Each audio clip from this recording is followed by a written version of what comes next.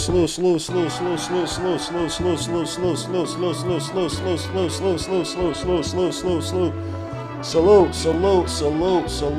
the hell is that on my screen? Salute to all my peoples, man. Legion of the Knicks, we are here. What the hell is that? That's the comments from the. Salute to her in the chat, man. Golly, what is happening with this? Appreciate each and every one of you guys, man. We're here, man. Knicks season end discussion review, man. Knicks. So many things are changing, man. First and foremost, God bless each and every one of you guys, man. I appreciate you guys. You come into the chat, you come into the room, hit the like, subscribe to the channel. I appreciate you. I appreciate each and every one of you, man. God bless you. Inshallah. Hopefully everything is well with you guys, man. New York Knicks season ending. I know the playoffs or the finals are on right now. Yeah, man. Let's get to the finals real quick. Before my brother Darcy gets here, bro. We gotta talk about these bum ass finals, man. Gotta talk about it. And I'm sorry for the graphic. I try to get it so that the what's the name is not all. It looks all uglyish a little bit with the. It's just I can't get the sizing down pack, so it looks a little squished. I apologize for that. Please forgive me, but man, these finals have been rather interesting in the sense of that. OKC should be able to win this crap, or should have been able to win this in 4. They lost game 1 or some BS.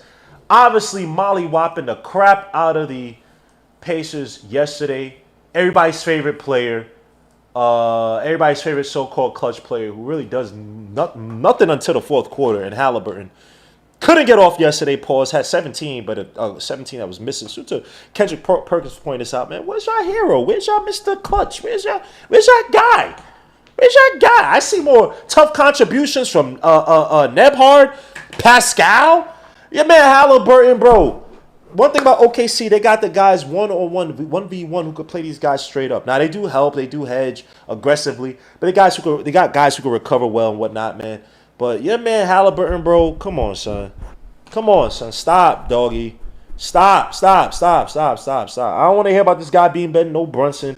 He ain't no top point guard in the league like that, bro. He's a front runner. He can't penetrate into the heart of the paint like that at will to get his team points. When they're making little comebacks, you're down to 15, 13, 15. Where was your man Halliburton to come up and finish the rest of that? Oh, got my brother Darcy in here. Let me get to my brother Darcy, man. I don't want to hear about this dude. Halliburton this, Halliburton that, bro. Stop talking to me about this guy being better than Brunson. He ain't no superstar. Yes, he hit big shots. Don't get me wrong. He's been clutch as hell for some odd reason in the fourth quarter. But better than Brunson? Top point guard in the league? No, he is not, bro. Stop. Respect your life. Respect death. What are we doing here, bro? Every time, man, F out of all that crap, bro. But let me get to my brother Darcy, man. Because I can't start the camera up. Hold up.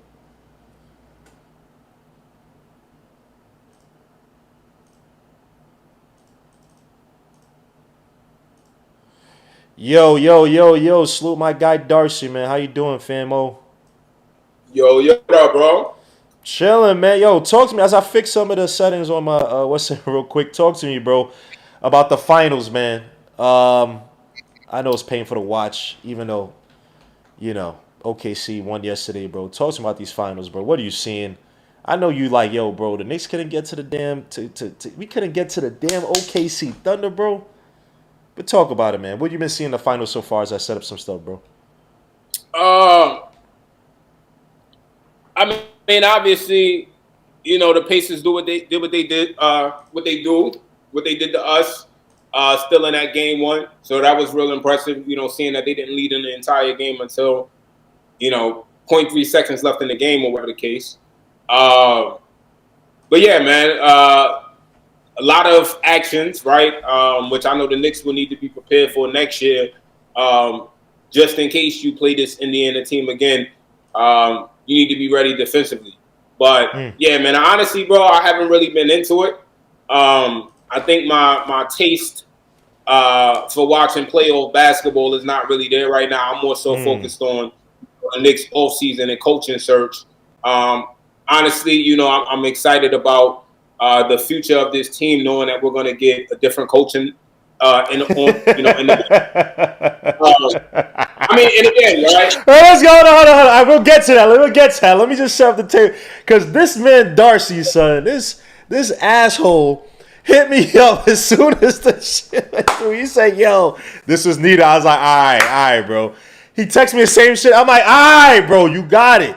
Because of course, in a season where the Knicks win 51 wins, the most since what was it? I think 54 in 2012-13. I think it was with Melo. First time in the Eastern Conference Finals since 1999-2000. 51-31 record, offensive rating, 5th in the league, by the way, 9th in scoring. For all the people talk about all the offense, this, that, that. You know what I'm saying, man? It's 14th in defensive rating. Again, a step down from the typical of what we expect from Tom Thibodeau, or expected from Tom Thibodeau. But in a season where so many new players, so many new dynamics, the Knicks still got to a level where people said that Tibbs couldn't bring them to. But he got fired. So give me your overall assessment of the season first and foremost, and then we could get into we get into Tom Thibodeau, and I'm going to talk about the individual players, and then we talk about after that we'll talk about what's next, coaches, whatnot. So tell us about this, your overall assessment of the season. Was it a success? Was it had to be better expectations. We know you, Darcy. We can go back and watch the film. You talking about we gotta get past the Celtics. We got past the Celtics, and Tibbs still got fired. So let's talk about it. If you recall, bro, right before the playoffs started, I said I expect this team to make the finals. And my I repeated that twice. And my justification for it was the simple fact that we saw Jalen Brunson do more with less. Jalen Brunson has made it to the second round consecutively with less talent around him. So if you put more talent around him, in my belief, regardless of how the regular season went, this guy has more talent. The playoffs is an entirely different ball game. I expected this team to be able to beat Boston. When you're locking in the 7-game series and you're the underdog, we were matched up with this team since damn near halfway through the playoffs. If not before then, we knew we were going to play them. So it's like, you guys knew what you were getting ready to get into. You had the time to mentally prepare and be ready for this team. And so to me, it comes down to just executing. And the Knicks were able to execute. You went into the Celtics arena. You were able to take those first 2 games. I think overall for the season, it was a really good year. But I think where my disappointment fell was obviously in the Eastern Conference Finals. Not being able to make it past the Pacers. I was extremely disappointed with that outcome, given that we played this team last year and we went to 7 against them with not even arguably, but for a fact, a less talented team. And then when you couple the fact with that Indiana really didn't make any significant changes to their team, all they did was get Benedict Mathurin back and they traded for Thomas Bryant. They traded with Miami to get Thomas Bryant. Other than that, they really didn't make any major improvements to their roster. So I expected Tom Thibodeau to be way more prepared against this team than this Knicks team was. And obviously, it's up to the players to execute. But I just felt like due to the panic that you saw from Tom Thibodeau when his team went down 0-2 and he decided to finally try to play the bench and just hope that something would work, to me, there was no clear-cut, real plan in place on how to execute and beat this Indiana team at a high level. And, we kind of saw the Knicks be up and down as a team throughout the playoffs. We saw some fluctuation in intensity on both sides of the floor, right? We saw some lethargicness, I guess, from Mikal Bridges, from different players throughout the stretch of the playoffs in those 18 games played. But overall, I thought it was a good season. Obviously, we achieved more than we did last year, so you always want to see some level of progression.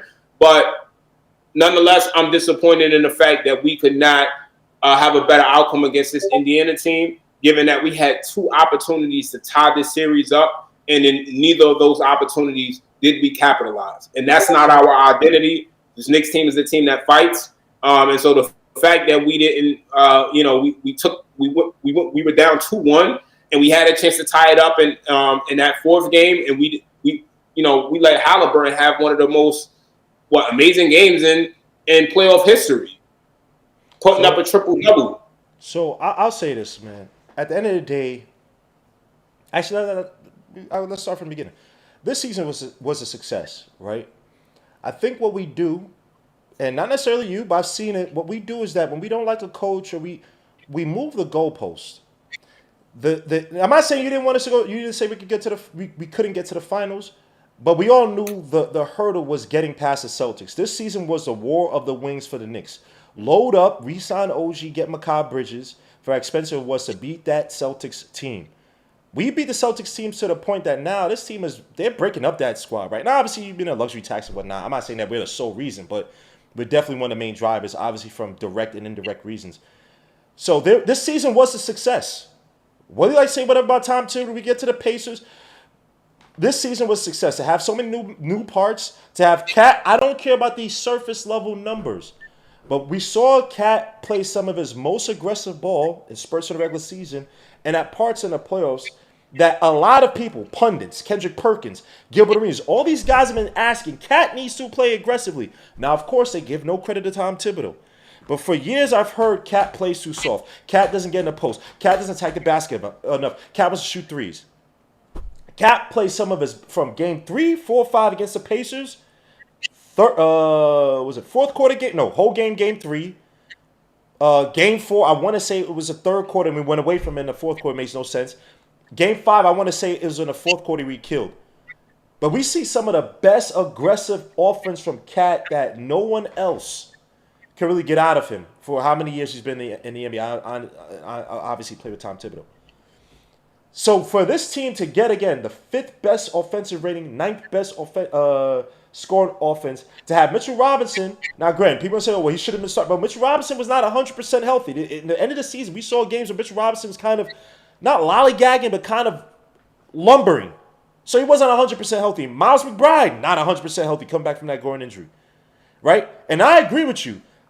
Trying to make adjustments that late by going to your bench, guys that should have been utilized in game 1, game 2, should have been utilized, even though Shamet got playing time, Delon Wright got some spurt playing time, but we at the end of the season, games already in the positions mostly ready in tow. That's where some of these guys got to get some major minutes. Get them comfortable, get them acclimated. And that should have been going on for a while. So I agree with you there in terms of you can't be trying to pull out these type of adjustments, these basic type of adjustments this late.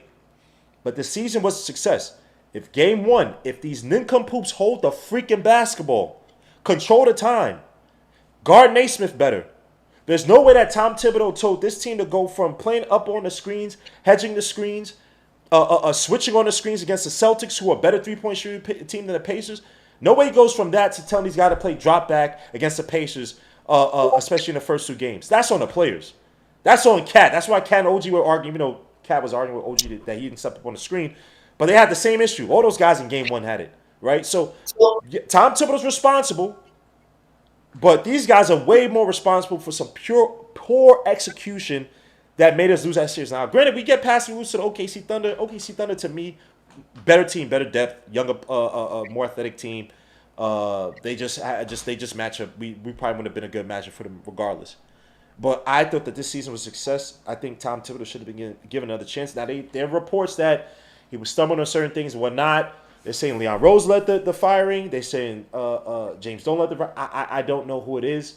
But if you get to the ECF, especially with this team, this top-heavy team in the Knicks, get them to a place where you haven't been in years, I think you could. He bought himself a little bit more time. But, now, and I'm going to get to coaching search in a little bit, but now we're in somewhere. Even though, I'll say this. I think that what the Knicks are doing now, and I put this on Twitter. Go follow me on Twitter, Leisure Knicks. I think it's all a smokescreen. I think Johnny Bryant's the guy. Now they're coming out saying Jason Kidd is in shit and blah, blah, blah. I just think this is all hogwash. There's no way this Knicks organization could go into an offseason where everything's important for this new coaching staff. Even the freaking draft pick, right, at 50. Because it could be Eric Dixon from Villanova. It could be a fast starter. It could be a contributor in his first season with the Knicks, things of that nature. There's nobody going into this offseason without having an idea of who that coach is. So, I did before.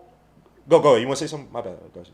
Yeah. In regards to your comments, I still blame Thibs for that situation, and the reason why is because he continued to deploy that starting lineup, even when he changed the starting lineup, he still decided to go with those 5 guys being on the floor at multiple points late in the game, knowing that lineup, that combination of those guys has been exploited all year. So my thing is, why are you continuing to go back to what you see it clearly isn't working? And Tom Thibodeau is the main advocate of saying net rating is the biggest teller because it's offensive rating versus defensive rating. How many points are you putting up versus how much you're allowing your opponents to score? That is the biggest teller. So if you tell me that's the biggest teller, that's the biggest metric that you look at, and then you see that your starting lineup since January had a negative net rating, and Mitchell Robinson came back and you didn't try to experiment, you had Ariel Hukporti, who you have signed for next season, you had him riding on the bench when you could have been trying to experiment with him at the 5 and Karl Anthony Towns at the 4. Point, whoa, remember Hukporti got hurt. When did you want him to Yeah, he did get hurt, but there was a large time period where he was perfectly healthy on the bench, and Tom Thibodeau never tried to deploy that lineup. What part of the season are you talking about? Because remember, he was out for 48 weeks. He was healthy near the end of the season, but what part of the season are you talking about? The earlier in the season, why were we going with Karl Anthony Towns at the 5? We had Ariel Hukporti to start the season. You could have tried Ariel Hukporti at the 5 until Mitchell Robinson came back in March. That was an option. That was an option, but how many teams? And he never tried it. And this is my problem. If it doesn't work, that's one thing. What was the rating? See, we gotta be careful. One, remember, part of the second half, Brunson was out. Now, I don't disagree with you not about getting to, because I wanted Pacome to get minutes because it didn't make sense for him to flash 5 minutes of good defense, hit 2 threes in the corner, and not get played. I didn't understand that. But let's also be fair. What was the Knicks net rating before that OKC game? I'm pretty sure. Yeah, I agree. I'm pretty sure it was good. So I'm not going to sit up there as a team that's also trying to gel and coalesce. I'm not going to be tinkering with the lineup at that moment, right? And we all know, and it doesn't make sense. If things are going well, why would I tinker my lineup to try to see what works? And also, too, another thing that Tom Thibodeau has done that has worked in the past in terms of instilling trust in his players, that when players have gone through dry spells, he gives them 10, not even 20, 25 games to get through it, right? And that's benefited some players. We don't mention that. Now, I agree. Near the end of the season, I even said it, like, he should be back, right? Oh, he should be getting some play. He should be getting playing time then. Dylan Wright should be getting some more playing time. Shemet, I got back, because Shemet really started hitting threes until the near end of the season. He was getting minutes, and he couldn't hit a 3 in big games to save his life. So I understand. I'm looking at that bench. It wasn't great. Tyler Kolek wasn't ready. So the real guys are really Ariel Hukporti and Pacome. Because your man Kevin McCullough was also injured too. So people love this. I don't agree, bro. Kevin McCullough's not healthy, bro. He came back when? February? Look, bro. There's a 15-man roster plus 2 two-way players. That's 17 guys at your disposal at some point in the season you have available to you. We are not going to sit here and act like our rookies were not available to play majority of the year. These guys had available, Darcy. Look, bro, there may have been stretches where at least 1 or 2 players were not available, but for the most part, Tom Thibodeau had at least 5 to 6 players sitting on the bench at any given time that he did not choose to play. This is the fact, and he's been this way since he was the Knicks coach, since he became the Knicks coach in 2020. And I've said this time and time again. You cannot go and trade players. You cannot build players' trade value if they are sitting on the bench and opposing teams don't have any footage to evaluate to know what this player can contribute to their team. Tom Thibodeau did not do any good to helping develop these players if he's not putting them in a game. I feel like he could have experimented. He could have tried to develop these guys. You had an 82-game regular season to experiment with this roster. You got DeLon Wright a little bit approaching towards the trade deadline. You used him situationally. When Jalen Brunson missed those 15 games, the only reason DeLon Wright even got in there was because Cam Payne and Deuce McBride happened to get injured in that same stretch. Had that never happened, we would have never seen DeLon Wright. And clearly he was able to contribute. The Knicks actually look good. We had OG Anunoby have a breakout during that stretch. He did not return to that once Jalen Brunson returned, and that's fine. I'm not blaming Jalen Brunson, but there is a lot that Tom Thibodeau could have done with this roster. You look at Kenny Atkinson, he staggered Donovan Mitchell and Darius Garland instead of playing these guys together. So this is what we need from the next coach coming in here, a coach that watched this team all year and thought about what he would do differently than what Tom Thibodeau chose to do. So but I do not.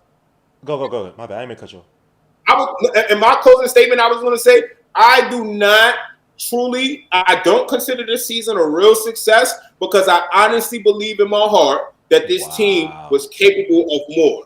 I do not feel like we didn't see Jalen Brunson that we saw last year.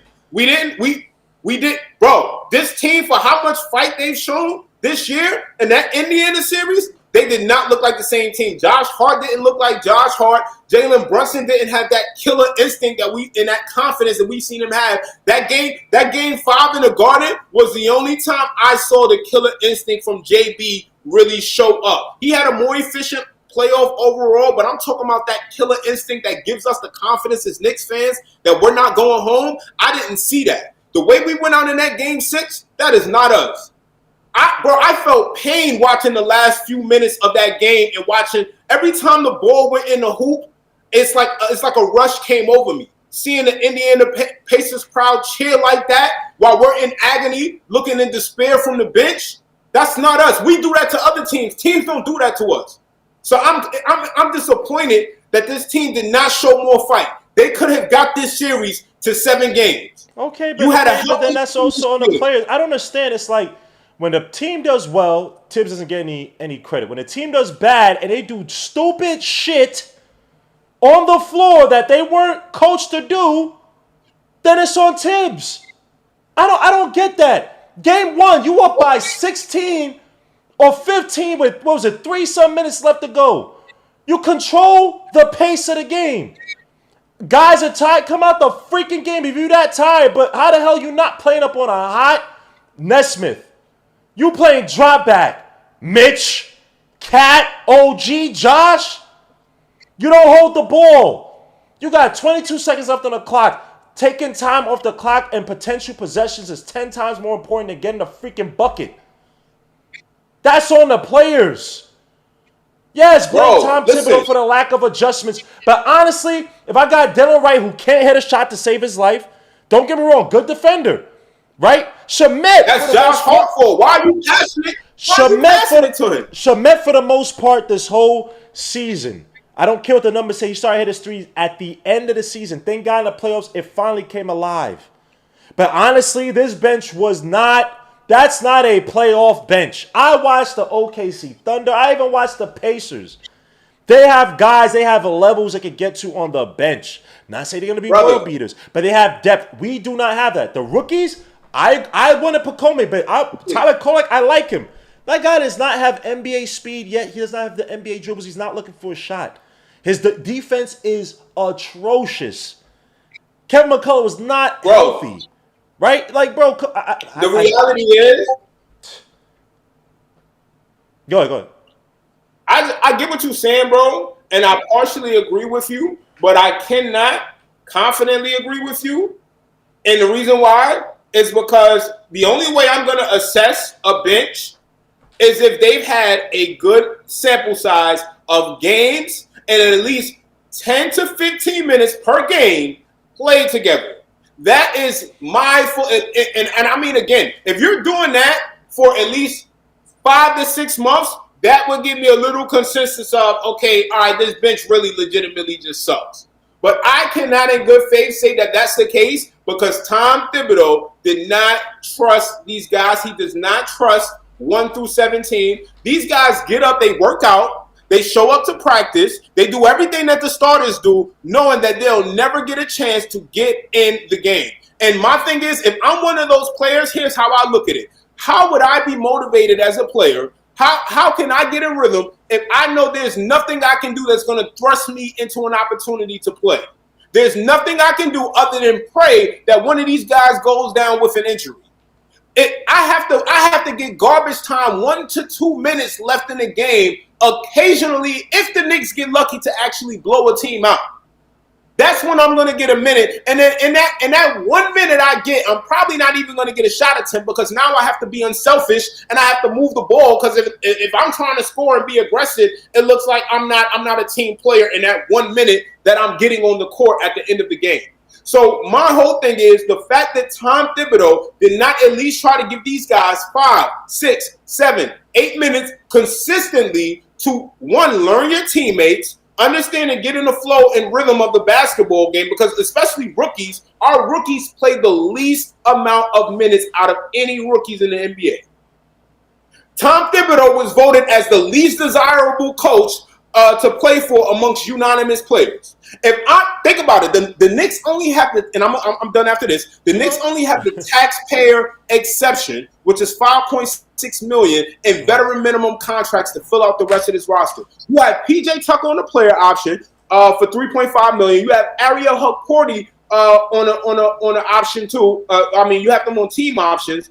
$3.5 million for PJ, $2 million for Hukporti. The rest, you have to fill it out with veteran minimums most likely because you don't want to use the taxpayer exception because you're going to be hard capped at the second apron. So if I'm a veteran minimums player and I'm probably worth more than that and I want a chance to win a championship, if Tom Thibodeau was still the coach of this team, I would be hesitant to sign with the Knicks because, one, my role is probably going to be undefined. Two, I don't know if I'm going to get on the court. That role, not a comment. Who said that dumb shit before? People didn't know what their roles. That's absolute freaking bullshit. Bro, we see it. These guys knew what their role was. You come in. No. Yes, they did, bro. You come in. You move the ball around. You shoot the three in the corner. You attack the basket if you have. You close out. You move off the ball. You defend. You rebound. Man. I'm not even a fan of Isola, but when Isola was like, bro, these guys knew what their freaking roles are on the team. It's absolute bullshit. If you know how you know is that's not the case? Because we complain or not we, but people complain for years that if you didn't do certain things, you got taken out the game. If you didn't do certain things, you got taken out the game. So I'm pretty sure you knew what your role was. You don't defend, you don't rebound, you're out the freaking game. Especially if you're a young player. There's a reason why guys like IQ got 19 minutes his rookie year. He defended. He shot well. Can I ask you a question? Go ahead. Can I ask you a question? Yes, sir. Why wasn't Josh Hart taking out the game when he was hurting us with all these turnovers? Oh, don't get me wrong. I'm not saying that Josh should have been taken out. Bro, what? Josh Hart should have been taken out. I don't disagree with that. Why pick and choose when a rule applies, bro? Why pick and choose? The only player on that court, and I'm giving that leniency to be honest with you, is Jalen Brunson. And OG Anunoby if he's defending well.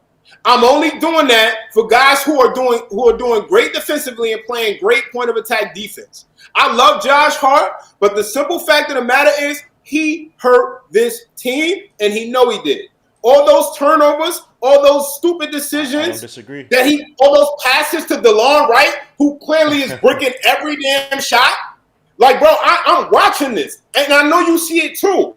I don't disagree. I agree with you. He should have taken him out. I agree with you on that. He should have had Miles McBride in that. Bro, this is what I'm saying.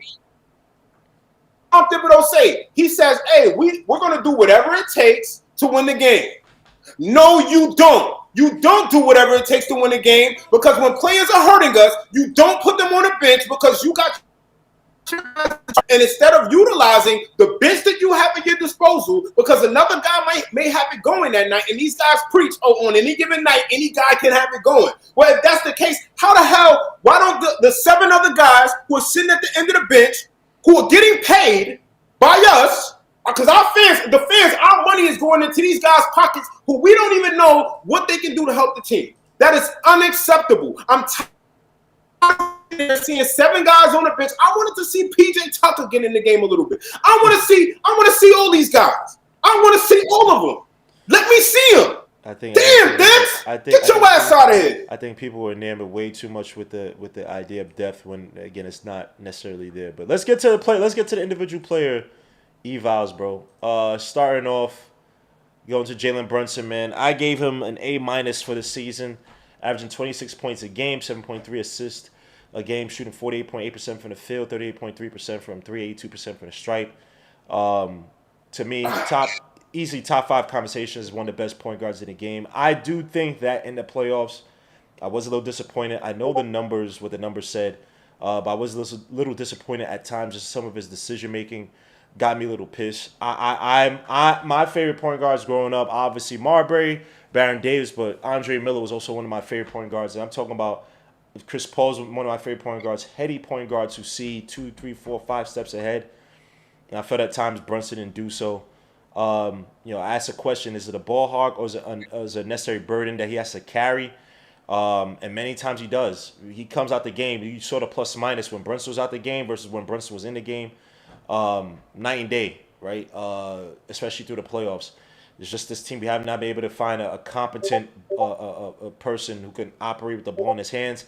It might be Tyus Jones next season, but we unfortunately need Brunson. I think some of that has may have fed into his understanding of how to lead a team. Many times not through scoring. So can he make it work with Cat? We saw Brunson and Cat have one of the best two-man tandems, pick and roll tandems in the league for a good part of the season, and then that went away, especially in the playoffs where you hardly saw any synergy between these two while they're on the court. I don't know. I'm not trying to read into too much to it. Off the court, they seem like they're fine, but it makes no sense that you have a point guard and a big who can score off the. They can both score in a pick and roll at proficient rates, and yet they weren't able to make that work. Is he the real GM? Is he running this team now with essentially that team-friendly deal he took? Now, we all have speculated that he essentially got Mikal Bridges here with the 5 draft picks, largely because he's taking less money. I'm speculating that Mikal Bridges could possibly take a sweetheart deal for the Knicks team, and that may have meant getting Tibbs out of here, right? People have seen that Bridges had some things to say about Tom Thibodeau, or at least about some of his coaching methods and strategies during this regular season. So is it, hey, I'm de facto GM, I'm the captain of this ship. If I'm taking a team-friendly deal, if I'm getting this other guy a 3-and-D wing that you guys need so badly to take a team-friendly deal, y'all guys got to get the coach I want. I know Brunson put online that Tom Thibodeau's this guy, put the whole, loving whatever sign recently today on IG about him and Tom Thibodeau, so that's his coach, but we know how some of these players are behind the scenes. And more importantly, what coach or what system will work best for a guy like Jalen Brunson? Obviously, the rumors of Jason Kidd coming or being interested in the Knicks a job situation presents an interesting one. Jason Kidd loves his lead ball handlers. We've seen his work with Giannis. We've seen his work also with Luka Doncic as well as Kyrie Irving. So does that mean more points for Jalen Brunson, more production? Does that mean more wins for Jalen Brunson in that type of system? Or is he better off playing in a system that preaches more off-ball moving, getting the ball out of his hands, utilizing him as a fourth quarter closer, a guy who can delegate and get the ball to other guys and make them stronger and so to make the whole team strong. A Mike Malone system, despite the fact that Mike Malone is rumored to not want the next job. Also possibly a Johnny Bryant system, a guy who worked on a Quinn Snyder, talked about when he's worked with Atkinson, talked about off-ball movement and just so many options you have in terms of split actions, guys, essentially a tree of off-ball movement on every possession is what he's been so-called married to under the Atkinson system, the Kenny Atkinson system with Cleveland. So, yeah, just talk to me, bro. Darcy, man, you could address the questions. You talk about the grade you'd give of Jalen Brunson this season, man. How did you feel about Jalen Brunson's game this season? Did he disappoint? Did he meet expectations? Give me your overall thoughts on Brunson. So, overall, I'll give Jalen Brunson probably a B+. B+, A-. I just didn't see that killer instinct from JB that I expected to see this year. Granted, the numbers say he had a better playoff, right? He averaged 3 points less, which is to be expected with more talent around him. But he also did have a more efficient playoff with more games played than he did last year, right? So he shot better from the field, and then he averaged about the same amount of assists, 7 assists per game. I think he averaged 7.5 last year or 7, and then this year he either averaged 7.5. So 0.5 difference in assists, and overall just a more efficient playoff through more games played. So I'll give him credit for that. But I just feel like if he had that killer instinct, if we saw the JB we saw last year, I think this team would be in the finals right now.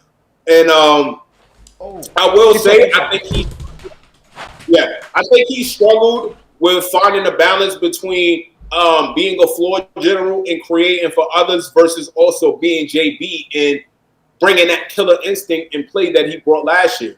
You know, last year I think that was the game plan, was really to run everything through him, because it was known that he really didn't kind of have the talent around him due to injuries and other factors. And then he also had Dante DiVincenzo, who played off him well. And so Dante was such a threat from three, that a lot of the times it provided the Knicks with a little bit more spacing. And I think just him and Dante had sort of a better chemistry than I think JB and Macau has. And I mean, you know, that's not to compare the two because they're two different players.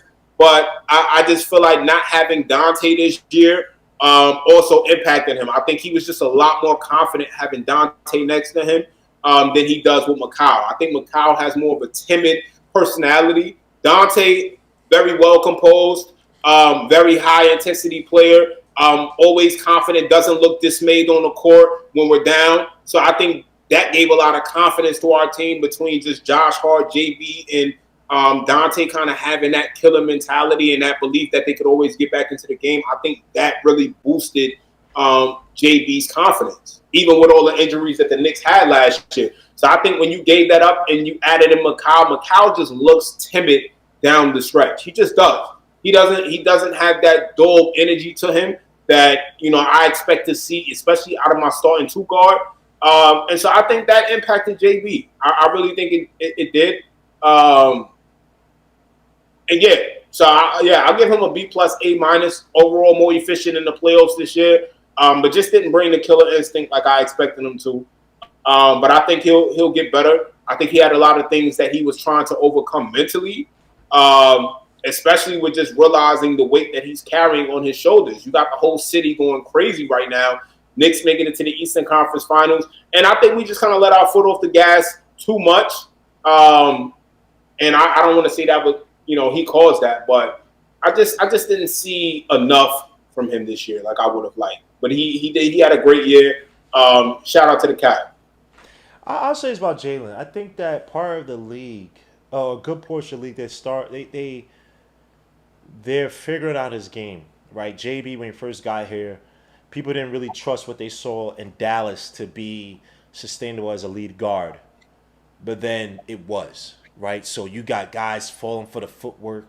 That's one thing I noticed. It's like it's not as if JB's getting slower. I know he has ankle injuries and whatnot, but he's not getting slower or like discernibly worse. It's like they just are figuring out. But then JB finds ways to elevate. Now he's shooting. He's doing that little running floater, running shot, fadeaway. Like he's finding ways to beat the game. My thing with Jalen, and I agree with you on the Macabre Bridges thing. Jalen is a dog. He needs other dogs. Mm-hmm. That's what made Dante so great. Dante would come down. Dante can have a game where he's shooting. He missed the last 3 threes. Yeah. Fourth quarter, he's gonna take that same shot. He forgets it. It's like a pitcher. Oh, I just gave 2 home runs last inning. Gotta forget about it. New inning, right? And shooters tell you that you missed the first shot. You have to be able to get. And that's what made Dante great too. Is that Dante came in. Remember, it was supposed to be Grimes starting. Julius Randle gets hurt. No, sorry. Mitch got hurt. Randall got hurt a little bit later. Way later. Excuse me. Mitch got hurt. Grimes is underperforming. Julius was struggling, and Dante comes in and says, "F it." Like that's the type of dogs we need. Now I do think Jalen took some of a protectionist role with Macau. And if he had a more efficient Macau Bridges, Brunson's game looks a lot better. Not just assist wise, but just having somebody could take some attention away from Brunson. So I think he had to deal with that. That's why I gave him the A minus, just because he's had so many facts to deal with. Cat, who I don't care what no one says. To me, he's one of the most talented bigs in the league. We'll say that till Kingdom Come. He's not a dog like that to me, right? So you're surrounded by a bunch of, and then OG, who's a dog, but OG gets hurt a lot, right? So, and granted, it's OG's most healthiest season of his career. But it's like, how many guys can you depend on? And Josh is a dog, but Josh is not looking to score. So there's a lot of variables that Brunson has to deal with. He couldn't really dump it off to a player and said, "Yo, operate." Has he tried to do it? Yeah, he's tried to do it, but to try to forge that trust with some of these players, especially a guy like Makai, who I think the pressure in terms of the draft picks has gotten to him versus looking at like, oh, I'm with the Knicks now. We eating. Let's go. Like, I'm trying to destroy y'all alongside my brothers. You know what I'm saying? So I think Brunson had to deal with that, and that was tough. I think in the playoffs, against the Pacers, like I said, you want to see a bit more better control. And I don't know how these locker rooms work, man. You have to find a way. It's a different locker room nowadays, bro. I'm used to the 90s, 2000s, just dogs. Like, I don't have to, like, rile you up to want to play and excel in the game, right? If you're Carnegie Towns, like, I don't have to tell you to attack a player with 4 or 5 fouls in the third quarter and be aggressive and get your ass in the post. I shouldn't have to, but, you know what I'm saying? Like, you look at that in the playoffs, bro, and it's just like,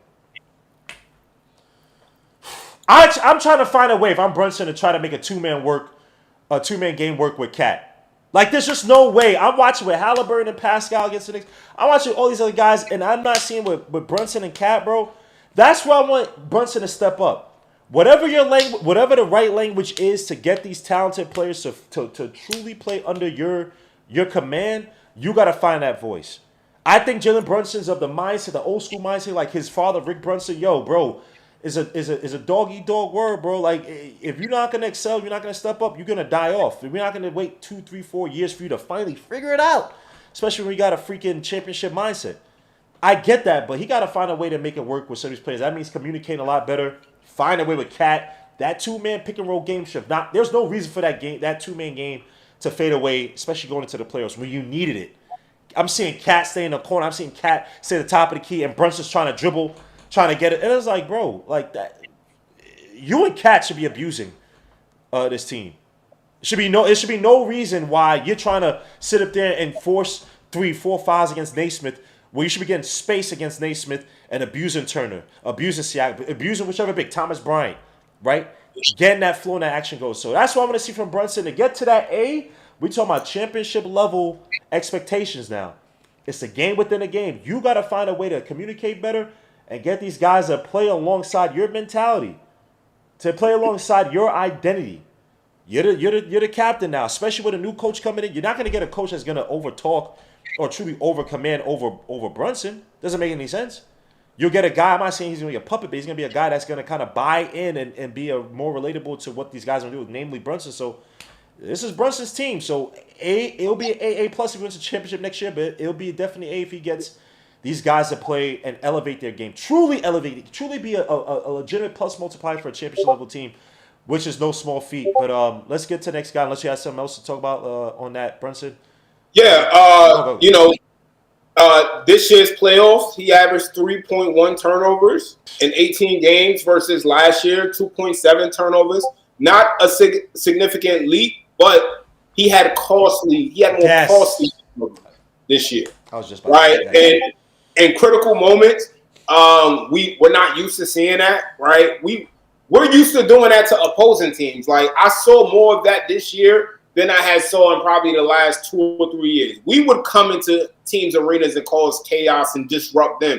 This year, it was more of that happening to us, which I didn't like, and I felt like that was caused by the fact that we started getting players on our team that we were doing that to, that we would cause disruption to, guys like Mikal Bridges. I will say I think Mikal's a nice guy, but that game 6, him and JB both led the team in turnovers, 5 turnovers each.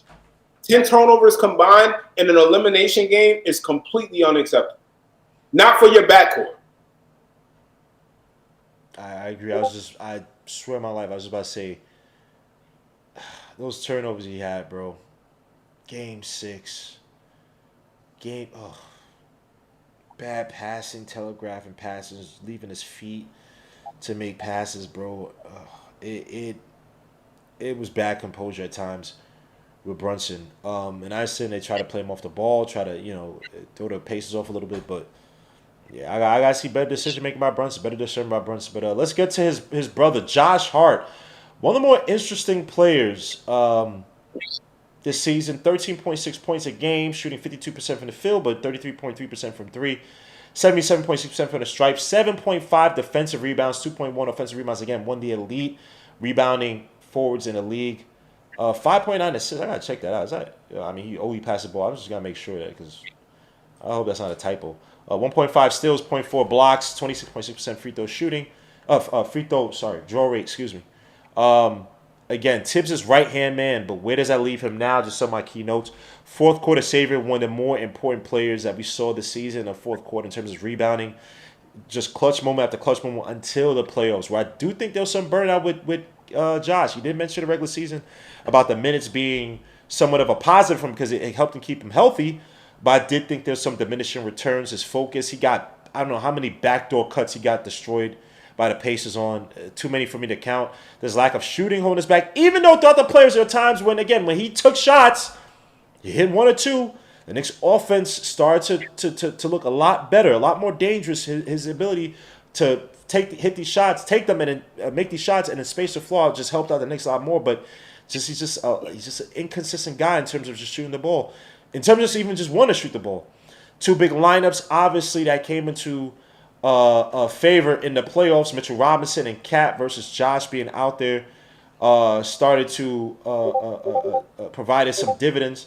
So is he now going to be the guy that comes off the bench, which probably should have been what we've been doing or should have been doing all along in that Pacers series, especially after game one. Is he better to come off the bench? Is he the ball handler? Because again, we talk about a guy that when we talk about fast break opportunities, he's our best initiator. Whether we like it or not, he has some stupid ass turnovers where he doesn't know who's right behind him. Game 6, he threw that bum ass alley to Cat. But when Josh is in his element, we talk about transition plays, one of the best in the league, despite the fact the Knicks are not a heavy transition team. And got to talk about diminished defender.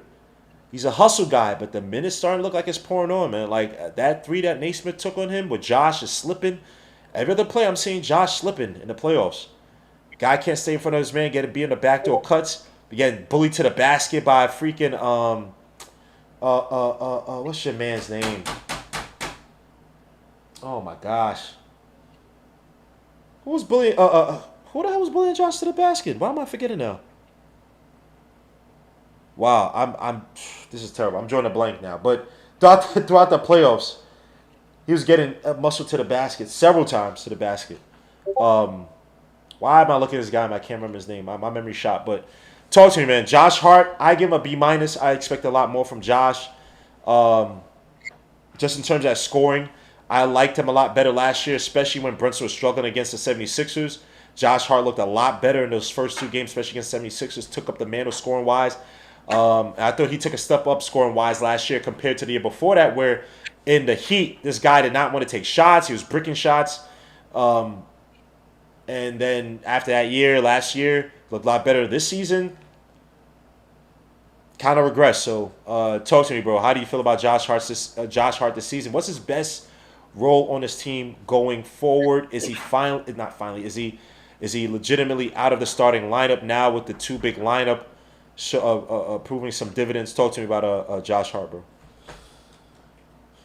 Yeah, I think he needs to come off the bench permanently and get back to adjusting to being that energy guy off the bench. I think it'll be good for him to come in and see what the game needs, because he is a catalyst, right? So it's important to put him in and give him. I think it's important to give him the opportunity to come off the bench, see what the game needs, and come in and be that catalyst that we need. But when I look at his playoff performance, the Knicks had a negative 9.5 net rating up until at least the starters had a negative 9.5 net rating up until he was benched. His point of attack defense has not been exceptional. People talk about, Jalen Brunson and Karl Anthony Towns. Well, no, the thing about it is Josh Hart was actually a really good point of attack defender. Then that would help McCall and OG mask JB and Karl Anthony Towns a little bit more. But because Josh Hart's point of attack defense was lackluster as well, I would say he was a large contributor as to why the Knicks starting lineup were getting outscored and had that negative net rating. And so, again, his lack of shooting, his timidness to shoot the ball. This is not anything new. Josh Hart, this has been an issue since you've been on the Knicks for quite some time. Even when we first traded for him, he was shooting the corner three decently, throughout the regular season. And so I'm not sure what it's going to take for him to start shooting the three. I don't want to see him become the Marcus Smart of the Knicks, to where the team justifies trading him because he hurts them. Marcus Smart, similar situation, brings the intensity, brings the energy, heart and soul of the team, but is a liability when it comes down to execution because they're scared to shoot the ball or they're not shooting the ball consistently. We need to know what we're going to get from Hart night in, night out, and it needs to be consistent. Can't have fluctuations, especially not in the playoffs. Game 4 and Game 6, significantly, his play hurt us. Game 4, committed 5 turnovers. Game 6, season low 22 minutes. Low 13 total turnovers in the series, nearly matching his 14 made field goals. Unacceptable. Unacceptable. I'll say that again. 13 total turnovers in the series, nearly matching his 14 made field goals. So not only are you hurting the team by your choice to not shoot the ball, and then when you do shoot it, not shooting it with confidence, even though going into the series, you were the best three-point shooter on the team. You lost whatever edge you had with shooting out of nowhere. Then you turn the ball over, not making the right decisions. Not slowing down, trying to push the pace and then making the bad read. Trying to make reckless lobs. Like this is not a playoff game and teams are not fighting for their lives here. Every possession matters. So to me, I'm disappointed with Josh Hart. You're not a rookie to being in the playoffs. Get your act together. We're trying to win a championship here. You can't have stuff like that happening. And so if he wasn't Jalen Brunson's best friend, he'd be out of here. He'd be out of here. I wouldn't go that far because I still think that when you look at the lineups, right, you look at Josh as, is this a confidence guy? Okay, remember the second unit. If it calls for us to play in the fourth quarter, Brunson would do that, or how it plays, I would stagger you with Brunson, but let me just have you come off the bench, put you in a lower pressure role, have you excelled. He's too viable when we talk about just the rebounding, and we talk about the finishing transition. Just talk about the finishing period when he actually attacks the basket, move it off the ball. Yeah. He's too much of an asset. I think that what it is that he can't be a go-to guy late, which then hurts his fourth quarter value in terms of playing alongside of Brunson. That means you need more production from OG, more production from McCall, which they did try to do with McCall in the playoffs, right? You also need more production from Cat. That should actually be enough production to cover Josh Hart if he's in the game with those guys. But it does hurt that you can't depend on him, right? It's too many years on his belt that you can't depend on. But I for his money, $20 million for what he's doing, he's too cheap to just be like, we get rid of him now. I'm not getting rid of Cat. Excuse me. I'm not getting rid of Josh Hart. No way. $20 million? No, and again, I'm not suggesting that we get rid of him, but I do believe if he was not best friends with Jalen Brunson, the Knicks would strongly consider packaging him in a trade. Because to be honest with you, Mikal Bridges. Mm-hmm.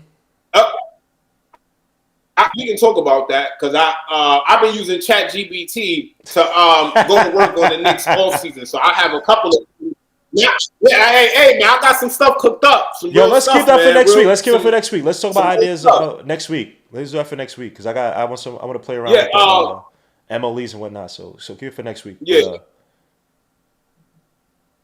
Wait, what was it? What was you? On Josh Hart, we're talking about Josh Hart. You said that just his value that you don't think he would be traded. I'm just saying because at that $20 million, again, if you want, let's say hypothetically speaking, the Knicks were not looking to extend Mikal Bridges. Let's say they say, hey, we need somebody else in here, right? And they're not looking to extend Mikal Bridges, so you trade him. The Knicks could either trade him to a team that has cap space that could absorb. You could sign and trade him, and that a team that can absorb his contract. They could take him and then you offer a pick and maybe a pick swap, maybe to a team like the Spurs, the Pistons, the Magic, or something like that. But that's unlikely. So again, if you're going to trade him, let's say you wanted to send him back to Phoenix or something like that because you were trying to get Kevin Durant, hypothetically speaking, and you didn't want to trade Cat, Josh Hart and Mitchell Robinson and the rookies are pretty much the only two other contracts that would make a trade work without you giving up Karl Anthony Towns, OG Anunoby, and Jalen Brunson. Mm-hmm. So to be honest with you, Josh Hart at some point will be an odd man out in terms of consideration of, hey, if we can't get over the hump, let's say in 1 or 2 years, and it's clear he has not improved on his shooting, at some point, this team, if they had to for the right move, would include Josh Hart in a trade. Maybe you try to get Dante DiVincenzo back or something like that to soften the blow a little bit. If you keep Mikal, then it's like, hey, you still got Mikal here, JB. But to be honest with you, bro, let's be real. Coaches are more strategic now, and they're attacking teams' weaknesses blatantly, right? Just like they attacked Mitchell Robinson, right? Just like they know Josh Hart is not going to shoot, so they sag off him. So, we can't really play 5 out with him on the court. He's a liability because of that. And this is real. And if he's choosing to not rebound the ball at a high rate, like he could easily and should be doing literally in every game if you're not scoring, you have no excuse to me as to why you're not grabbing at least 8 rebounds, because we know you can do it every night. You should be getting at least 8 and 4 in every game if you are not shooting the ball well. I don't want to see games where you're only getting 6 rebounds and you scored 4 points. Like, what are you doing? We cannot have that when we're trying to win a championship. This is real deal, bro. It's not about trying to maintain relationships. If for the right player, for the right situation, I wouldn't suggest trading Josh Hart, but I promise you this team would consider it. If we made an offer to Kevin Durant for Kevin Durant at that trade deadline, there's only two or three packages that would have worked. And I don't think the Knicks would be giving up OG and Anunoby. You can't give up OG. Yeah, you're not giving up OG. This team is too bad defensively to give up your defensive. You can't even comfortably trade Mitch because you don't have that backup option. You don't have that player that you can confidently say, especially if you keep Towns, you do not have that player that you can confidently say is going to make up for that. So the reality is, at some point, Deuce McBride, Josh Hart, and Mikal Bridges are your guys that you're looking to trade. And Pacome Dadier or Tyler Kolek in a package. Especially with how much these players are making in these contracts to make the money work, bro. Josh Hart at that $20 million and Mikal Bridges at 23. That to get a $40 million player, that's who's going. Mitchell Robinson is only making $13 million. Yeah, you might trade him to get you over the top, but you really don't want to trade Mitch. He just proved his value to your team, and plus you have his birds right. So it's really nothing for you. He's not outplaying what he would be worth. So I would be looking to keep Mitchell Robinson. I'm not looking to trade him. He's one of my cheapest contracts, and he has one of the highest net ratings on the team. You keep Mitch, you need to be looking to get rid of, Mikal Bridges.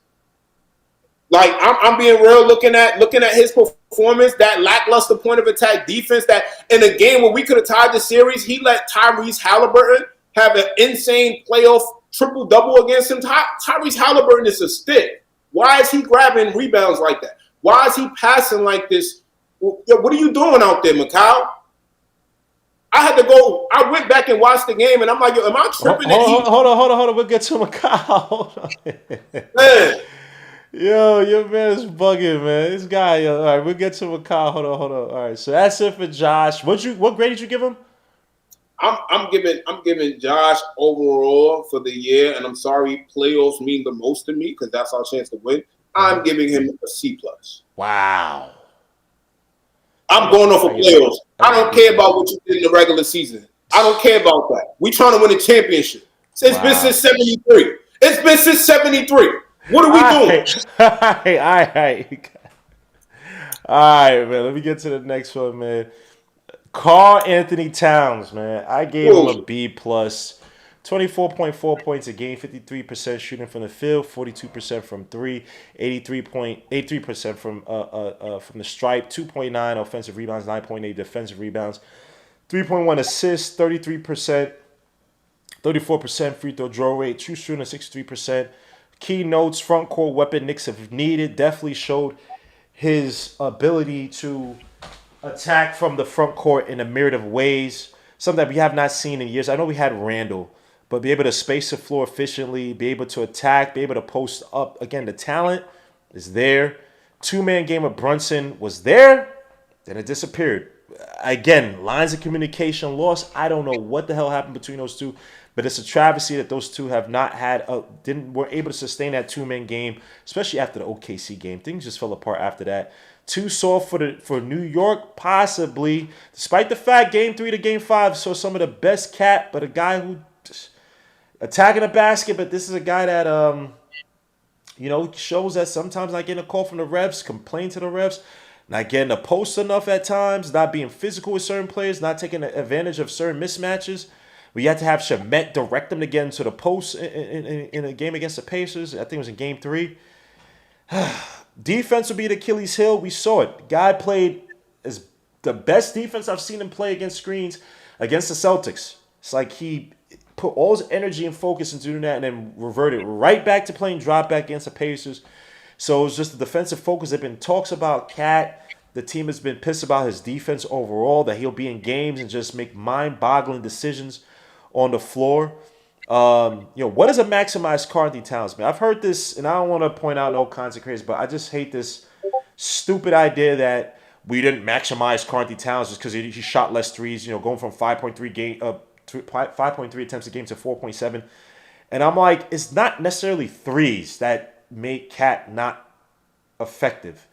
It's decision making, right? If a team is playing up on me, I'm not gonna just jack up threes for three's sake. Now, are there plays and stuff that you get to get more open threes? Obviously, but Karl-Anthony Towns is a big lug. He was not moving around. Now, granted, he had knee issues and whatnot, so I give him some reprieve on there. But this idea wasn't maximized. Now, I've heard people say, oh, well, in Game 3, he went off. And, well, he also went off in Game 4 and Game 5. But you didn't include that because it doesn't fit the narrative of him not shooting threes. So this whole idea that you have to maximize it. Please, somebody in this world, tell me what was the maximized Karl-Anthony Towns offensively and how well that team did. Was it conducive to that team winning? Did it make Karl-Anthony Towns into a championship level player? If not, then what the hell are we talking about? I can take any player. I can maximize Jalen Brunson to get him 30 points a game. Is that going to win us more games? If it doesn't, if you end up like Bradley Beal with the Wizards, then the maximization of that player, as you can do with most players, is not effective or conducive to us winning. And then will he be traded? Now, Karl-Anthony Towns obviously has come up as a player. I don't think it's going to be the case, but obviously Giannis, but no one knows what's happening to Giannis. He's most likely going to stay with the Bucks. So Giannis might leave. They had discussions with the Bucks front office between him and Giannis and the Bucks front office. I don't think much is going to come of it. And I think with Cat, his ascending contract, one of the reasons why Timberwolves traded off, the Knicks going to probably have to find a way to make it work on the court with Cat. I just don't think it's as valuable of a contract until it becomes expiring. But just having this talented player that some people may deem uncoachable, he's just a big ass question mark. Big ass question mark over there in Minnesota. I thought Tibbs was starting to get some of the best out of him. I know he shot less threes, but again, some of you guys just base it off of bullshit analytics. I thought that Cat played some of his most aggressive basketball in the Tibbs. His attacking the basket was unguardable. I don't care what no one says. Turner was getting into foul trouble every night against Cat. He was getting right past Pascal Siakam, right? And Pascal, they actually called fouls. He would have been in foul trouble too. Topic for another day. So I give Karl-Anthony Towns a B+ this season. I thought I saw some of the best of his game offensively. Defensively, he's still trash. But for the adjustments he made against the Celtics, something that it's like when he wants to play elite defense. And I'm just showing on the screen the help defense he was showing in the Pistons series and the Celtics series. Defense shown underneath at the rim. I thought some of the best defense I've seen from Cat. I haven't seen him like that since college. So I got to give him a B+ just from the glimpses I saw and what could happen if he has a coach and a team that can get to his psyche. But Darcy, go ahead, man. Give me an assessment on Karl-Anthony Towns. How'd you feel about his game this season? I'll give him the same grade. I'll give him a B+. And again, playoffs is the biggest thing to me. I like what he did against the Pistons, right? I think he showed up in a clutch. those turnaround shots that he hit, those long range threes that he knocked down. And then one thing that I really loved about his game last year, I felt like in the playoffs he settled for the three a little bit much. Yes. This year, I felt like he was focused on being a traditional big man, taking it into the paint, using his footwork, using his strength. He wasn't avoiding any physicality. And so to me, he looked like an all around big man. To be honest with you, I think talent wise, I don't know if talent or skill, but he really is probably the most skilled big man. But the lack of aggressiveness, the lack of assertiveness, and intensity at times in silly fouls is what really takes away from his game. You know, there were some moments in the playoffs where you just like, yo, Towns, what are you doing out there, bro? Why are you doing these fouls? Like, come on, it's so necessary. You should know the refs are going to call that. Why would you be letting that happen? Right? So he kind of has like kind of a childish way about him, a childish demeanor to him at times where it's like it takes away from the seriousness of how the team is viewed, right? Because of how much criticism he receives around the league, people trying to make a mockery of him, calling him zesty and stuff like that and all of that, it does impact to a degree the perception of the team. Like people played us this year and they kind of took us as a joke. They like, yo, we trying to pull a card. They not really like that. Like they know we talented. They like, this team is not full of dogs. Y'all got McCollum and Carl Anthony Towns. You know? So I think this team started to play with some toughness down the stretch and down the line. And I really think he embraced being in the Garden, right? There was questions prior to it whether he could handle being in New York, and he showed that he could. I think he also brought a championship mindset as well, and just the belief that, you know, the team could win. And he came here with that expectation, given the result that he had in the Western Conference Finals. And so I like what I saw from Towns overall. Top 10 MVP candidate, strong rebounding. You know, could consistently give you 20-point games. You know, he has some dominant performances against the Heat. He has some dominant performances against the Bucks, the Pacers, Timberwolves. You know, he has some really standout games. But, you know, we need a coach that can really find a way to get the best out of him. And I never felt like Tom Thibodeau was that guy, regardless of previous coaching history. But you don't think that Tom Thibodeau got some of the best game out of Cat compared to years prior? You just mentioned. Go ahead. I mean, look at it, bro. For as bad as he is defensively, you need to be getting as much as you can out of him offensively. And we saw plenty of times, plenty of games where Carl wasn't getting the ball, and it's partially his fault because you have to command the ball. If that's me, I'm telling you, pass me the ball, bro. Or I'll smack the shit. Like, you know what I'm saying? Pass me the ball. You know, I'll be telling him, yo, pass me the ball. Give me a rock. You know what I'm saying? And I just felt like he was trying to play too much into whatever he said Stibbs was the plan. I'm just trying to play into the game plan. I'm just trying to, yo, bro, stop all that soft stuff. You're the second fiddle on this team. Do you want to win a championship? Go and command the ball. Yo, pass me the rock. That's it. Pass me the rock. And he just didn't have that intensity and assertiveness, and you have to have that. You have to have that. OG was vocal about him not getting touches, you know, and that's crucial. So I like what I saw from Towns, but he just needs to be more assertive. Stop with the silly fouls, and I'm really looking forward if the Knicks keep him. If the Knicks, huh? No, I'm agreeing with you. That's the big if. Yeah, if the Knicks choose not to trade him for Kevin Durant or Giannis Antetokounmpo, but most likely Kevin Durant. But I saw last week they said that it would be OG and McCall they would trade for, not Cat. No, I don't think so. I think the whole line of them not being interested in Cat, I don't think that's true. This guy is a top 10 MVP candidate. You saw how he rose. I mean, and I look at it like this, bro. Let me tell you why I think the Knicks will be trying to trade Karl Anthony Towns. Because, one, again, defensively, obviously, it's a problem, right? Between him, JB, and maybe a good coach coming in here with Mitchell Robinson can find a way to cover that, just like the Timberwolves were able to do. But again, we made it to the same point as them. So, but maybe you give a coach a chance to clean that up, or maybe the Knicks say, hey, let's go with Kevin Durant, who is one on an expiring contract. That's you get off Karl Anthony Towns' contract, who obviously this guy's contract is increasing over the next 3 years. You're going to be paying him nearly $60 million. And if you cannot mask him defensively, you may not be able to get over the hump and win a championship. If he doesn't stop with the city fouls, that may impact your ability to win, right? So that's something that the Knicks front office has to think about. Kevin Durant is on an expiring deal. He's probably the better defensive and obviously the better offensive player. That's arguable at this point in his career.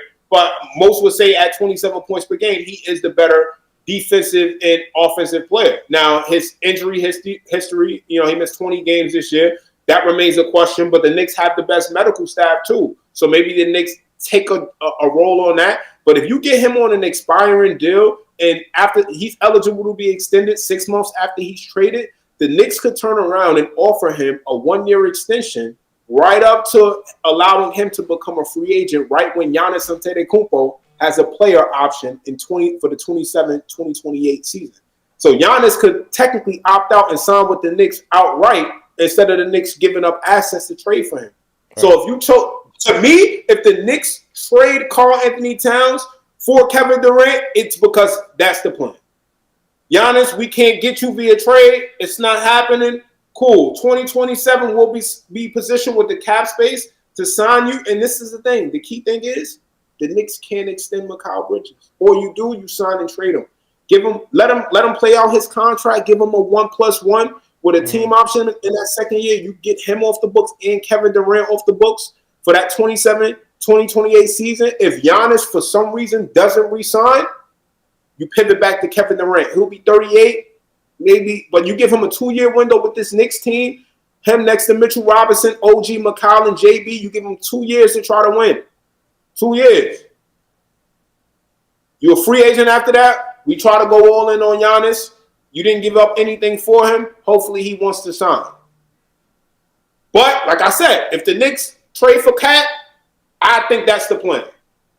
I don't think, and again, teams like the Spurs could take Mikal Bridges because they could absorb him in the cap, into the cap space. And the Knicks don't have to take salary back because they can absorb him. Don't take salary back. Get some picks. Yeah. You gave him 5 first-round picks for him. So what? If you can find a way to free up that, because this is the thing, Kawhi's going to be a free agent. You got Steph Curry. Obviously, Steph Curry's a long shot. You don't really need Steph. But you got Anthony Edwards going to be a restricted free agent. Obviously, some of these teams may struggle to match or whatever the case. I don't think so. Obviously, a guy like Ant, they're not going to let him go. But you just never know what can happen. But there's going to be some notable free agents coming up. Anthony Davis. Some guys are going to become, but Giannis, to me, if you can't get him in trade, if the Bucks, you calling them and they're saying no, you might pivot and say, you know what? Call Phoenix. We'll give you Karl Anthony Towns. Yeah, y'all take his contract. We'll give you guys a young player, probably a couple second-round picks. Give us Kevin Durant. He's on an expiring deal. We'll extend him on a 1-year deal. Give him probably close to $55 million, somewhere close to a max slot, because that's probably Giannis will probably get 60 million in 2027, 2028. He may sign for less for a chance to win. But if they know he wants to go to the Knicks, hypothetically speaking, let's say he wants to go to the Knicks and the Bucks don't want to pull a trigger on a trade, that's your option right there. Hey, listen, you know what? We're going to trade for Kevin Durant and free up the max slot by 27, 2028. Kevin Durant, we'll give you as much money as you want in that 1-year extension. You'll be 38. You get a chance to contend for a championship in New York next to Jalen Brunson by the time your contract is over. And plus, you'll be 38, bro. Come sign for a vet minimum. We sign Giannis, come running back. You 38, keep off of the vet minimum. I don't think it's probably allowed him to do that. A guy could still give you 27 points. I see where you're trying to go, but I doubt Kevin Durant would do that. And also, Giannis will be what? 27, 28, he'd be what? 32, 3? Yeah, 32. He'll be up there. He's breaking out a little bit too. So it'll be interesting to see. But again, that's a major contract. You got Luka too. You got that. Luka, That's the one that I think the Knicks could be going after. but But that's obviously you take another less guy money. defensively you got to worry about. So I Right. don't think Luka's the guy. I think you're not going to push. I think Luca, he does not look the same in LA. If you could get defensive cover with an OG and a big to kind of cover for Luca Jalen Brunson combination is nasty offensively. You just have to basically show up defense from your wings and then your bigs. But I think Luca, because remember, I mean, I would say he's one of the next, but the whole rumors about him and KP or him supposed to be coming to New York, it's probably never gonna happen. But there have been rumors that he's favored New York in the past, but he just couldn't get here. I think that he's a big game hunter. I think that he doesn't want to be under the so-called shadow of LeBron. I watched him this year with the Lakers. He just does not seem the same. Now, obviously, him coming to the Knicks, it wouldn't be his team per se, but I think that he'd be more comfortable playing here than playing with LeBron in LA. But that's a conversation for another day. Let's get this moving. But Luka's definitely one. I would not mind him coming to New York. But after Yeah, Cat, you get Giannis, man. If you you got can my get Giannis, you get Giannis. you got my son Mikal Bridges. I gotta give him just a B this season. 17.6 points a game, 50% from the field, but he regressed in 3-point shooting, 35% from three. Free throw shooting 81.4%, but a free throw rate of only 10%. Offensive rebounds 0.9, defensive rebounds 2.3. True shooting 58.5%. Some key notes was a trade worth it. Is he actually a viable number two guy or better number three guy? I saw in the playoffs, Mikal Bridges, Tom Thibodeau utilized him in the fourth quarter against the Celtics, as well as I think it was game four where he lost against the Pacers. But you start to see his ability to shine through as a so-called closer. Well, early in the fourth quarter, when Jalen Brunson was either sitting or Jalen Brunson came in, they conceded to Mikal to kind of be the target man on offense.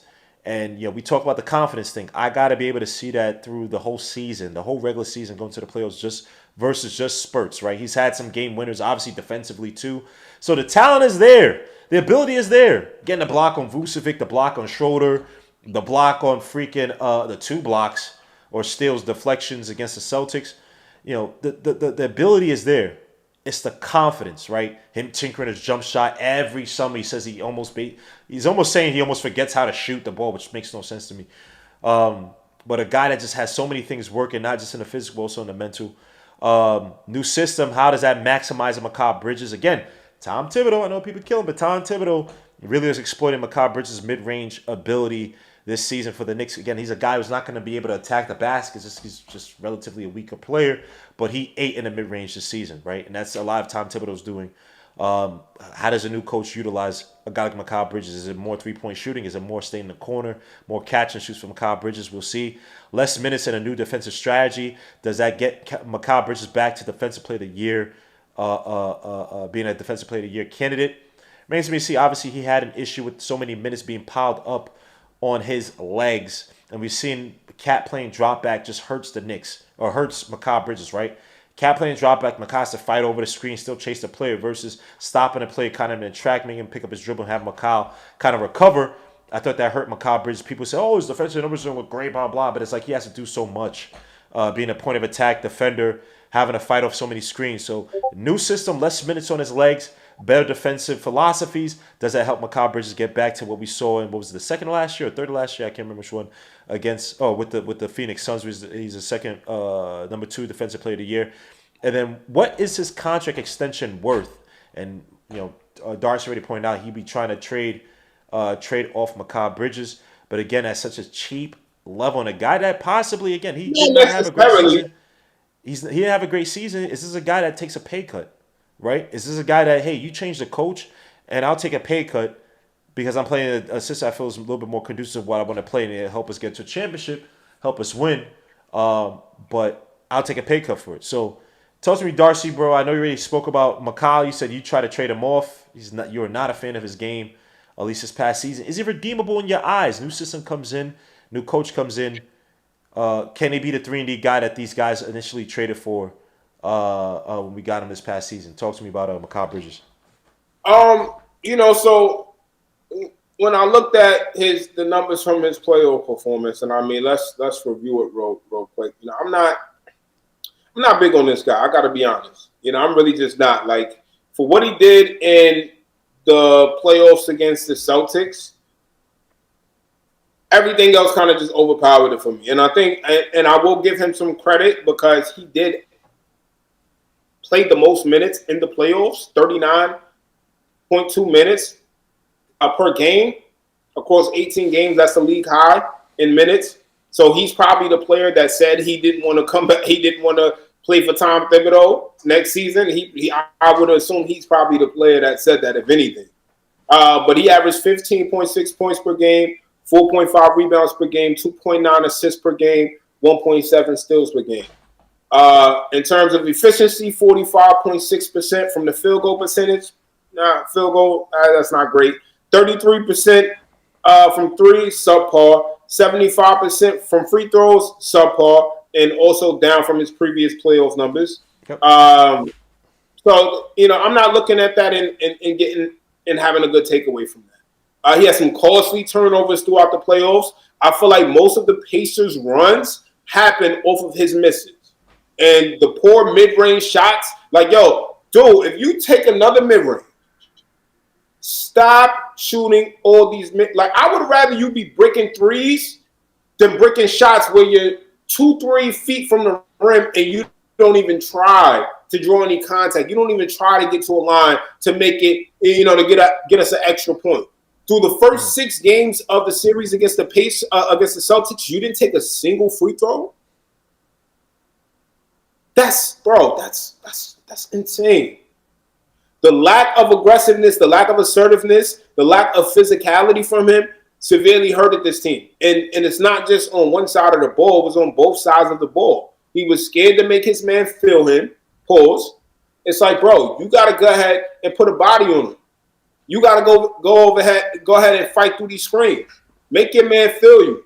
And, again, he did play a lot of minutes, so I know that's tough to do. I'm not sure he had the conditioning, the preparation to play at.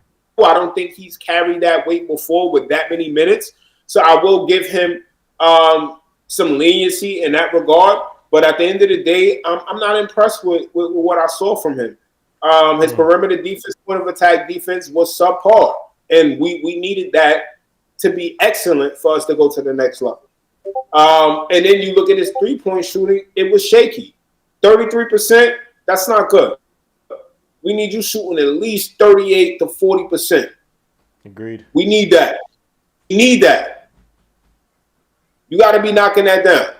And the fact that he couldn't do that, and the thing about it, he would miss shots at times where it comes off as if we're in a slump, and that's what gives teams confidence. And that's when they start to go on a run. And you saw it all the time throughout that Pacers series. Most of the time that the Pacers started to go on a run and build a lead was off of misses or turnovers from Mikal Bridges. And it was very noticeable. It was Josh Hart and Mikal Bridges and a little bit of JB, to me, that played the most pivotal role in why the Knicks were turning over the ball so much this year. And so to me, he's on an affordable contract at $23 million, $24 million a year. That's a very affordable contract for a player of his caliber. So I don't think there's anything wrong with letting him play out this last year of his contract and maybe seeing what you want to do. Because, again, he may not want to take a pay cut. He's already not making that much money as is. Right. So I would think yeah. No, go ahead. I would think he, and again, now I don't think that he's the type of player to be like, nah, y'all got to give me the max. I don't think he'll do that. But I wouldn't be surprised if that came out that, hey, he's not willing to take a pay cut. He wants – because his contract, think about it. He's getting paid 30-something million. No, 20-something million now. He ain't getting paid – he's getting paid like 24, 25. He ain't paid he's getting paid. Bro, if you're going to lock him in for 4 years – But here's the thing, and that's why my conspiracy theory is like they got Tibbs out of here mostly because of Mikal. They put this investment in this guy who's Jalen Brunson's guy. And it's like, yo, if I take a pay cut, if I take a say just 30 million a year, I gotta play in a system that we want to play in. That I know the coach is gonna play me a little bit less minutes or whatever. They're gonna basically play the game that I want to play. Right? And that's bro, when you look at what everybody's talking about with JB's contract, do you see the comments where it's like, yo, or the art, not the comments, well, I take it back. Articles where people are like, yo, JB literally created a new paradigm where he's created the blueprint as to how teams can compete in a second apron paradigm now. Where it's like your star player takes a lot less money and those are the jazz, and obviously the concessions are something that's being done for JB on the back end, right? Getting your players to be here is what. Well, that's not the back end, but getting your player like a Mikal Bridges, making that major trade for him, right? So you don't really spend the money more so in draft picks, if that makes any sense, versus upfront contract. And then obviously when this contract ends, but that's what 3 more years from now. So I think again, what JB did is monumental, and I don't think it stops with Mikal Bridges, especially with the second apron. So I see them I see them getting a coach that Mikal Bridges and Jalen Brunson, these Villanova guys, they approve of, and I do see him taking a lesser deal. I just don't see them trade. I don't see them. I don't see them trading Mikal Bridges unless they get it's a player for like a KD, right? And obviously they got rebuffed during the trade deadline or before the trade deadline. But at this point, I just don't see them trading off. Well, the reality is, though, is you're not getting a player with that kind of salary unless you're giving up Josh Hart. You're just not. Because I don't see the Knicks giving up OG. They understand OG's value. I don't see OG being included in the trade unless it's for a guy like Giannis. So to me, if you want a sub-tier star because to me, if I'm trading Mikal, the reason why I'm trading him is to get a better point of attack defender and to get somebody who's a better rebounder and a better facilitator, a playmaker next to Brunson. Because look how Indiana trapped JB this year. Dante wouldn't have let that happen. So, again, to me, I'm looking at giving Memphis a call and seeing, hey, is there a way that I can swap Mikal Bridges for Desmond Bane? Desmond Bane literally would be an upgrade at that 2-guard spot. He's a better point of attack defender. He's a better rebounder, and he's a better passer, and he's a better 3-point shooter, averaging 20 points per game. And he's not scared to draw contact and get to the rim. That's literally what the Knicks need. Or I'm calling Atlanta. They got new leadership in there. These guys may be stupid. I'm calling them, and I'm asking them, hey, can I get Dyson Daniels? Nah. Yo, I mean, look. They're not getting no Trae Young, so maybe you need some veteran players next to Trae Young. Mikal Bridges and Trae Young are on the same timeline. You got a player who has not missed a game, Mr. Iron Man. Again, I'm not saying if you're not getting off of Trae Young, there's no way you trade Dyson because you need that defensive. Like Dyson overcompensates for like Trae Young's lack of defense. So you don't, and then you get back Jalen Johnson back from injury, bro. I think I don't see them moving up from Dyson. I would still make the call. Let me just see if these guys are stupid. Let me just see. Okay. But again, there's only a select few players that you can trade for to upgrade at that 2-guard spot, and whoever you do, it needs to be somebody who's a better point of attack defender and who is a better 3-point shooter than Mikal Bridges. And if you can find that player on maybe they're making 30 mil, but again. But do you think that he's salvageable with a new coach? Bro, go ahead. No. Wait, no. You know what? I'm lying. Yes, I do. I'm just talking. I do think he is, but this is the thing, bro. It's not really up to the coach. To me, it's just he's not willing to be physical. He doesn't want to. And, like, there was some games where he started to play more physical and be more aggressive with getting over. But, bro, once players, like, he started picking up Halliburton full court, but Halliburton started to realize, wait a minute, this guy's not even putting the body on me. He's just in front of me. Yeah, he has long arms, but he's not this profound point of attack defender where I really got to be scared of him. I wouldn't be intimidated with Mikal Bridges defending me, bro. Like, I'm looking at him. He seems like a really nice guy. Like, he seems like a really nice guy. He has no level of an intimidation factor to me that puts any pressure on any of the opposing players. Like, he was dog food, bro. A guy like SGA would be eating McCall up. You got to put OG on him. You can't put McCall on him. So this is what I'm saying. If you don't have if your primary point of attack defender, if you're not confident that he can at least do something against any damn guard that we're playing, or at least 98% of the league, then to me, you need to upgrade at that position. And I can't confidently say that Mikal Bridges can do that. I like him. I think he would be better at the small forward position with somebody else like a Deuce McBride or somebody with a little bit more size playing at that 2-guard spot. And this is what I'm saying. Dante was good, but the Knicks realized, if we want to beat a team like Boston, we need more size.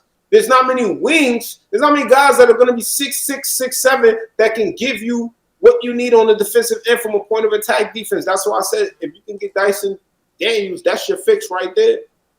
Or if you can get Desmond Bane, that's your fix right there. He's big enough as a guard that he can stay up with bigger guards, and he's quick enough that he can stay up with a smaller guard.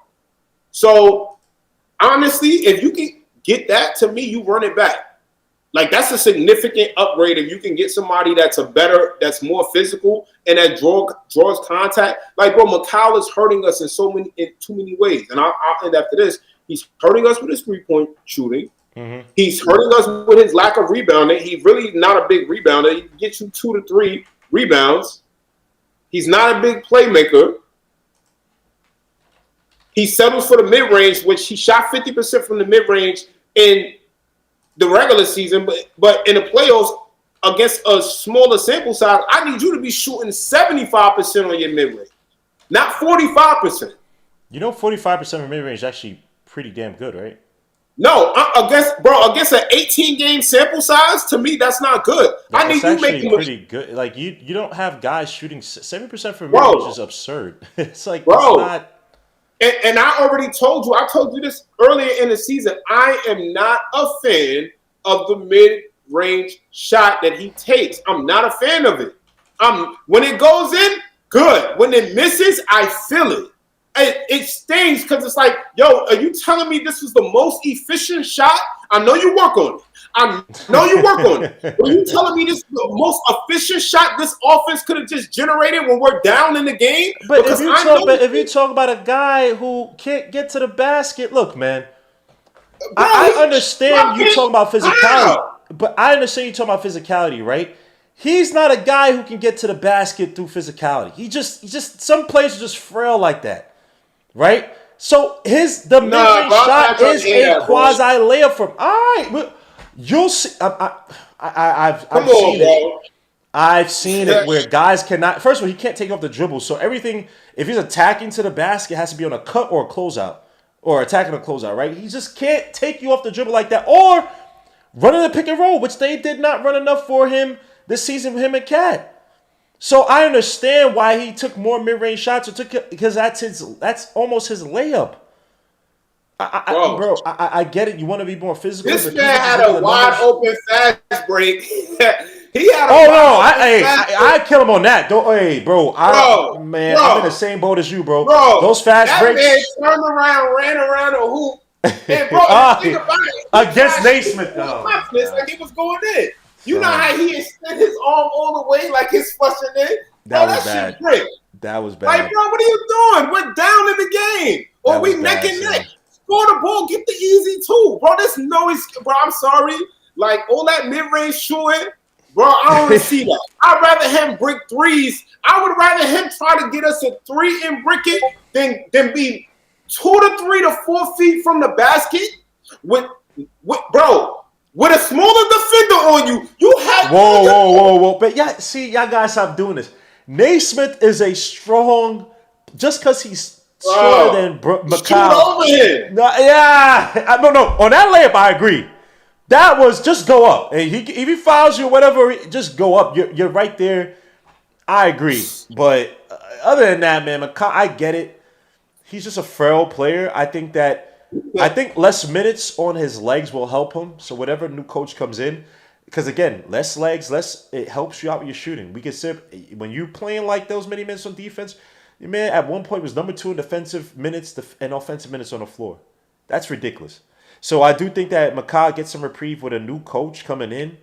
Obviously, when that plays to a little bit to his style, and let's see, we're never going to get back to 5 picks. I'm not even basing his value on that anymore. But unless you get a true guy to help you, take you over the top, I just don't see Mikal Bridges moving off. But another year in the system, another year, or not in the system, but play alongside Jalen Brunson and Cat, developing that two-man game, being used more as an off-ball threat, as a cutter, things of that nature. I think it should get the most out of Mikal as a dangerous number 3 in this league. But we'll see. But last but not least, we got everyone's favorite robot, OG Anunoby, who I actually gave a B+ to this season. Played the most minutes this season. Oh, sorry, the most games this season. I think was 74. 18 points a game, 47%, 0.6% from the field, 37% from 3, 81% from the strike, 1.3 offensive rebounds, 3.5 defensive rebounds, 2.2 assists, 1.5 steals, 0.9 blocks, free throw draw rate, 22%, true shooting, 59%. Healthy season, again, mentioned that before, 74 games played was the most of his career. The 3-and-D weapon the Knicks have needed. We saw what happened 2 Januaries ago when OG Anunoby, probably the best basketball the Knicks have ever played in a month. OG Anunoby had a weird, it still had a weird season where it's like, you saw a little bit to his game, right? You saw a bag, you saw him try to do a crossover, and he didn't fall to the ground as a regular season progressed. Then the playoffs came, and his offense kind of disappeared. Now, I think part of it was that they didn't go to him enough. But also, too, when he had the ball in his hands, he'll fall to the ground and whatnot. So I think in some ways, as much as we like him as a 3-and-D player, you got some diminishing returns. It's like, oh, I'll be healthy on the floor, but I'm just not going to be as effective, right? Again, people see him as the Knicks' best trade piece. It's a fairly productive player who's getting paid, was it $47 million a year? But he's our best 3-and-D wing. So if you try to bring an offensive wing here, you can't just trade him up straight for KD, like Darcy mentioned earlier this show. Right? Can he and Mikal finally form a formidable tandem? Too many games this season or too few games this season where Mikal and OG both had 25+ points efficiently. Too few games where it's like these guys it shouldn't be Jalen Brunson trying to give you 34, give you 40, 50 points. Cat. Those two have to step up. Now, granted, again, minutes and defense come into play, but just way too little games where you saw them, both their games click. Now, obviously, there's some redundancies in how they play and whatnot, so I get it. But I got to see more from both those guys together. And then what happened to players like I mentioned. So talk to me, Darcy, man, OG Anunoby's game, man. What's the grade you give him? What's the assessment you give on his game overall? Let's talk about the playoffs, the him fading away offensive in the playoffs. Was that a team thing? Was that a OG thing? Was it just the minutes catching up to him? Talk to me about OG Anunoby, Darcy. Yeah, I give OG definitely B+ too for sure. Like you said, he had a healthy season. You're always scared when he starts falling on the ground and the stuff. It's different. It gets scary. Like, and he does it so many times throughout the game. It's like, bro, you trying to give us a heart attack over here? Like, bro, please relax. Like, but shout out to the Knicks medical team. Yes. Yeah, and thank God for keeping these guys healthy. But all in all, I think he had a really good season. He had a good stretch where he kind of showed what he could do offensively. So hopefully, a new coach. I think a new coach. Whatever new coach should have been watching that, and hopefully they can look at that film and see what we can do to maximize that and really unlock his offensive potential, right? And utilize him.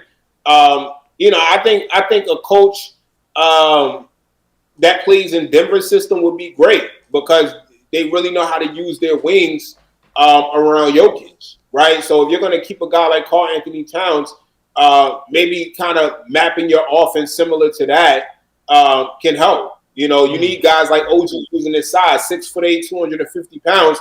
During that stretch, he was really being aggressive at attacking the rim.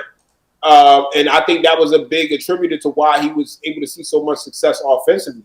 So I think, this next coach should be trying to figure out how to maximize that. Typically, you can't play man-to-man defense with a guy like that unless you have a bigger wing and size. So typically, they got to put two on the ball against a guy like OG. So he needs to be getting more touches. So hopefully, this next coach unlocks it. But I think he had a great season. In the playoffs, obviously, he had some shooting slumps there. So he definitely needs to work on that. But overall, I just love what he gives us defensively. He didn't really look like that.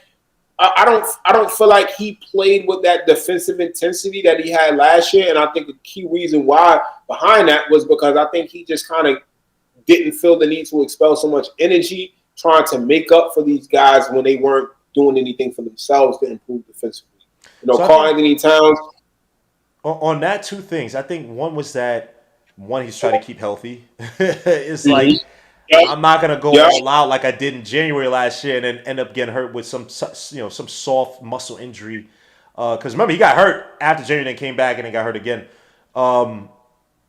I think what teams have done against him is that they went away from OG.